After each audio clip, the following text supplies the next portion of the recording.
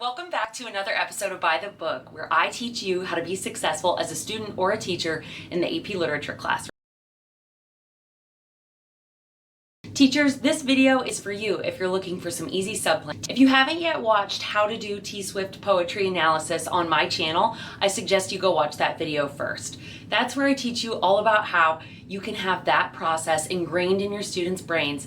That way, when you need emergency subplans or when they're losing confidence in poetry analysis, they have some tried and true methods that they can rely on. There's no better place to start than with the Bard. Whenever you read a poem for the very first time, you should just read it. So go ahead and take a moment to do that now.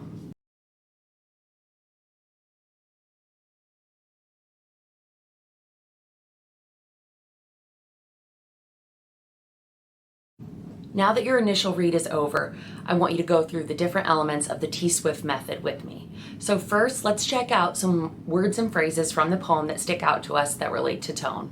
Just as a reminder, we are reading My Mistress's Eyes Are Nothing But Like the Sun by William Shakespeare.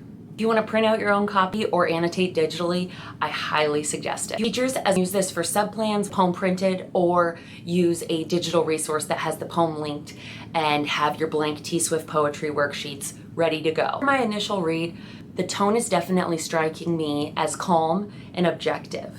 We notice that our speaker is extremely detached from the narrative that's occurring within the poem. So we can put a check mark next to that T because we are done with tone for now. We may change our mind and add or take away some things later.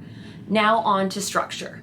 So this is a Shakespearean sonnet, so you're safe in guessing that the structure of this poem is a sonnet. But what does that mean? Shakespeare wrote many sonnets, and he wasn't the only person to have done so. But sonnets are a very formal form of poetry. They're definitely very historical, they're very conventional, very typical. Shakespeare is not the only person to have written them. However, he is kind of the main person that we study in AP Literature that wrote sonnets. I always tell my students that figuring out the makeup of a sonnet is the most mathematics they'll ever do in my AP Literature classroom. Sonnets are made up of 14 lines, 3 quatrains. 3 times 4 equals 12, and the remaining 2 lines are a couplet. Stanzas typically follow a particular rhyme scheme, and the couplet always rhymes. At this point in our read, this is the most important part of the structure. On to imagery. Imagery in this first stanza is striking me as extremely natural. Not only do we have the comparison of not being like the sun, the contrast with the sun, we also have this idea of redness in coral. We have the whiteness of snow, lots of different colors going on here, and the black wires of hair growing out of his mistress's head. All in all, not very flattering. This natural imagery continues into the second stanza. Again, the cheeks are being compared and contrasted with roses. There's talk of perfumes and odors and talk of breath, right? So these are all very visceral images: sight, smell, even touch in some cases. In the third stanza, we do have a bit of a shift. We move away from those images that focus on nature, and instead we focus on auditory images, comparing the way the mistress speaks to being very different from that of the sound of music. In this stanza, we also have this comparison of the mistress and a goddess, and how the way she walks is nothing like the way a goddess would walk. On to figurative language.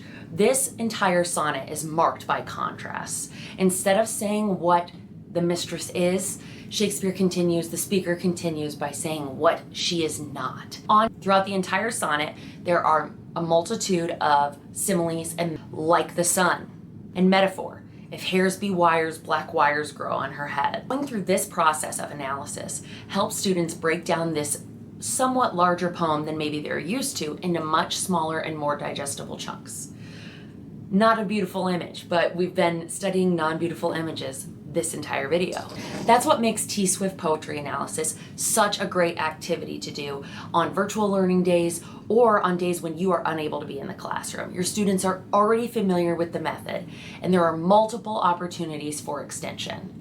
This method helps students on the AP Literature exam because it is a concrete idea that they can move back to when feeling stressed and overwhelmed in a time crunch. Okay, I only have 40 minutes to analyze this poem for my essay. I need to make sure I know all of the elements of T-Swift: tone, structure, word choice, imagery, figurative language, and theme. once your students have analyzed these different elements, the T swift, no T at the end quite yet, they are finally ready for that second T, that theme, okay? So what is the message of this poem?